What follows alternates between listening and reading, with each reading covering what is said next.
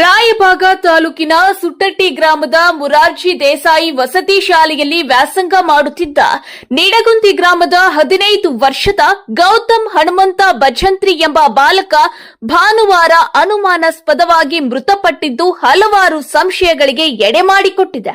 ಬಾಲಕ ಮೃತಪಟ್ಟಿರುವ ಸುದ್ದಿ ತಿಳಿಯುತ್ತಿದ್ದಂತೆ ಕುಟುಂಬಸ್ಥರು ಹಾಗೂ ಸಂಬಂಧಿಕರು ವಸತಿ ಶಾಲೆಗೆ ಧಾವಿಸಿದ ಪಾಲಕರು ಬಾಲಕನ ಬೆನ್ನಿನ ಹಿಂದೆ ಬಾಸುಂಡೆಗಳನ್ನ ನೋಡಿ ತನ್ನ ಮಗನನ್ನ ಹೊಡೆದು ಸಾಯಿಸಿದ್ದಾರೆಂದು ಹಾಸ್ಟೆಲ್ ವಾರ್ಡನ್ ಮೇಲೆ ಗಂಭೀರವಾಗಿ ಆರೋಪಿಸಿದ್ದಾರೆ.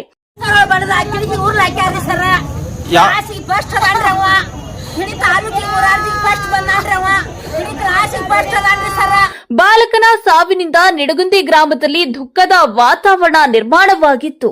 ಇನ್ನು ಈ ಘಟನೆಗೆ ಸಂಬಂಧಿಸಿದಂತೆ ಸಮಗ್ರ ತನಿಖೆ ನಡೆಸಿ ಬಾಲಕನ ಸಾವಿಗೆ ನೈಜ ಕಾರಣವನ್ನ ಪತ್ತೆ ಹಚ್ಚಬೇಕು ಎಂದು ಕುಟುಂಬಸ್ಥರು ಆಗ್ರಹಿಸಿದ್ದಾರೆ.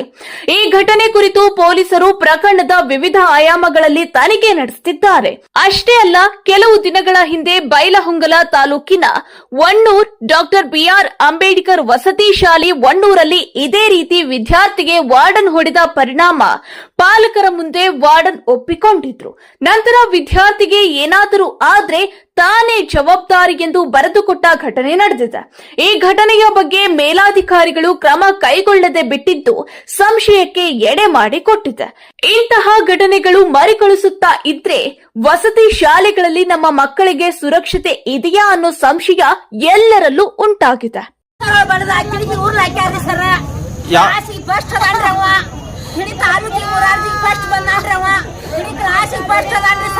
ಎಲ್ಲಿ ಹಾಸ್ಪಿಟಲ್